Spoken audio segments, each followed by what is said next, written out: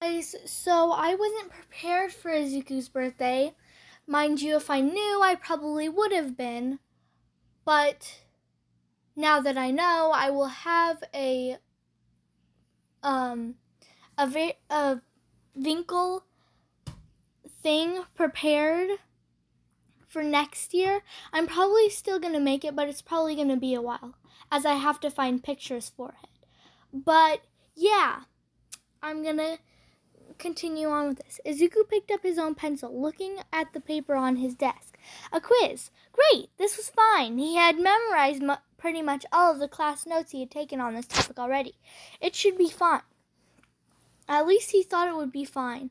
But the moment he started to read the questions, everything started to fall apart.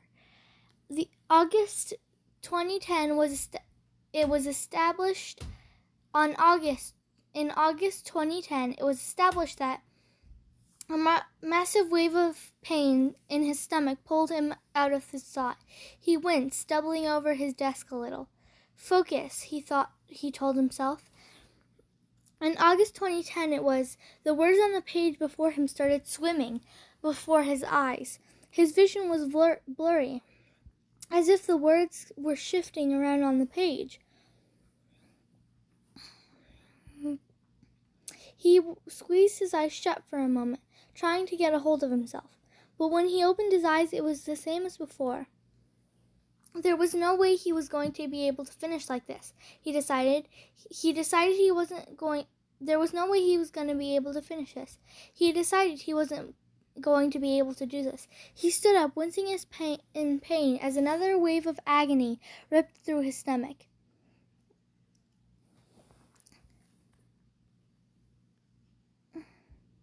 Wait, I gotta see something.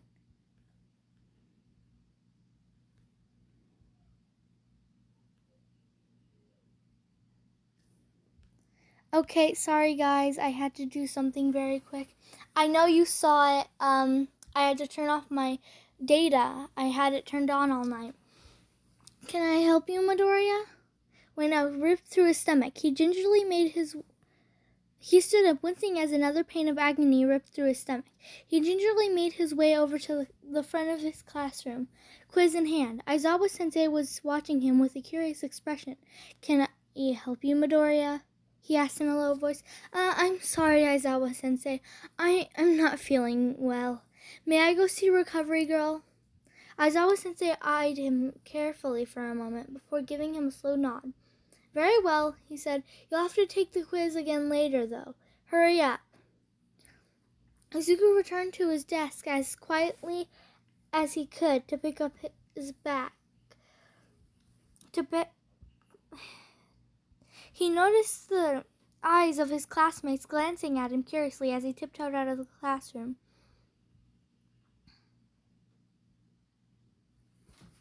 He trudged down the halls of UA, towards the nurse office. His head just started to spin even more than it had been in class. The beta tried to stay conscious of every step he was taking so he accidentally didn't tumble to the ground. His legs were so jelly-like now that he wasn't sure if he was able to get back up. He wasn't far from his destination when he ran to All Might.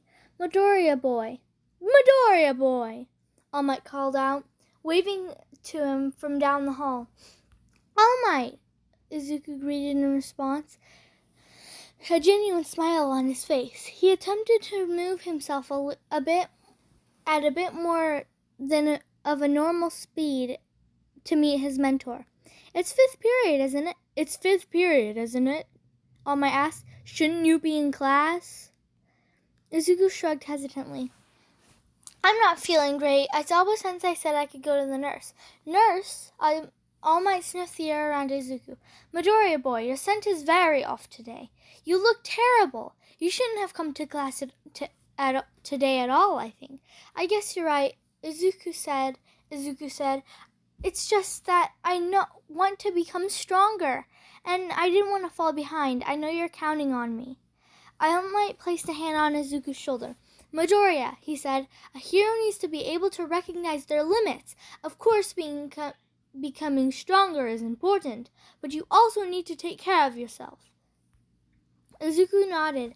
"Thanks, All Might," he said. "Right," All Might said. Hurry along to Recovery Girl's office then. She should fix you up in no time.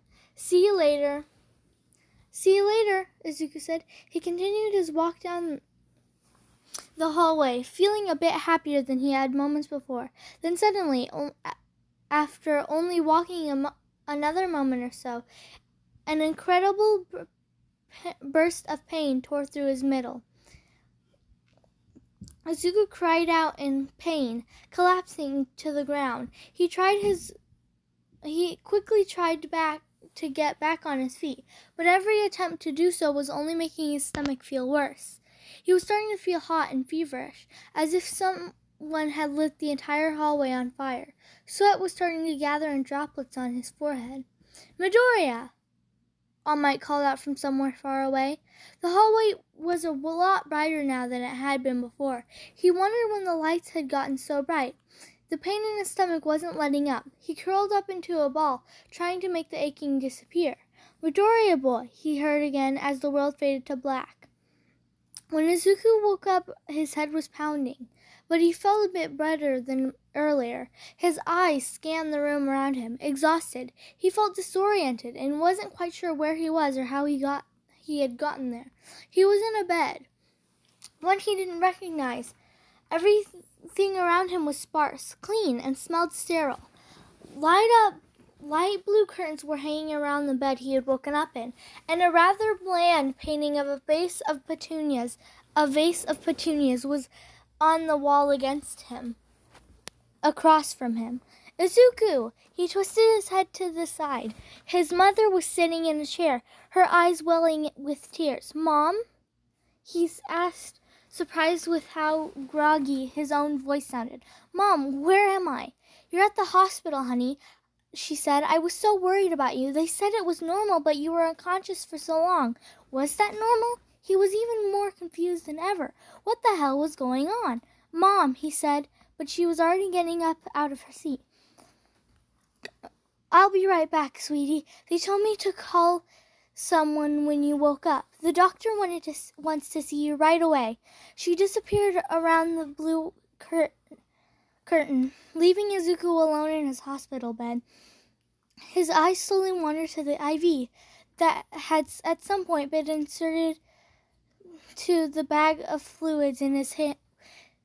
Bag of fluids it was attached to. He had noticed now that while he was unconscious, someone had changed him out of his school uniform, and he was wearing a hospital gown. How long do they mean unconscious? And what do they mean by normal? None of this seemed normal at all. It wasn't too long before his mother returned, now accompanied by a friendly man looking in a white coat with a stethoscope around his neck. Good to see you're awake, Mr. Midoriya," he said happily as Izuku's mother returned to her chair.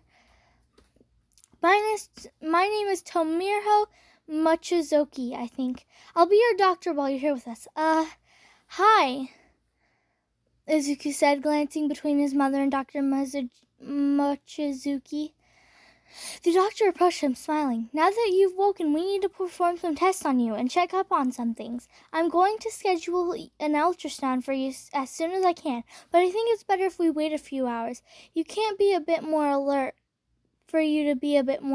before we do anything serious." "An ultrasound?" Izuku furrowed his brow in confusion. Weren't those for pregnant people? As if reading his mind, the doctor shook his head. "Ultrasounds can be used for all sorts of internal issues," he explained, "not just for observing a fetus." He pulled a clipboard off the side of Izuku's bed, checking some notes. "Any pain? How's your abdomen feeling?" "Better," Izuku murmured as much as he could. "It was hurting a lot at school, though. Before I fainted, I guess." "Cramps usually naturally come in hand with this kind of thing," the doctor explains. "Yours were especially bad, likely because of your age. The older you are, the worse they are. It's not as severe for younger folk. Certainly not severe enough to black out, at least." He jotted down something on the clipboard. But it's good to hear your... It's good to hear... But it's good to hear you're not in as much pain. The painkillers were administered to work normally then. Izuku looked at his mother, who looked much more relieved than she had before, but still had an air of concern lingering around her. The doctor then he looked at Dr. Mochizuki, who continued to scribble notes on his clipboard. "Excuse me," Izuku said, clearing his throat. "What is going on exactly?" Midoriya sent him a bewildered look before glancing at Miss Midoriya and back again. "Oh, I apologize, Mr. Midoriya. I thought you would have realized what was happening before you blacked out." He put his note down. "Mr. Midoriya, the doctor said, you're at Mustafu General Hospital in the Omega Ward."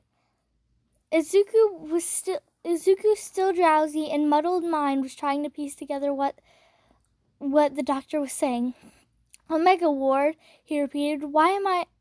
I'm a beta."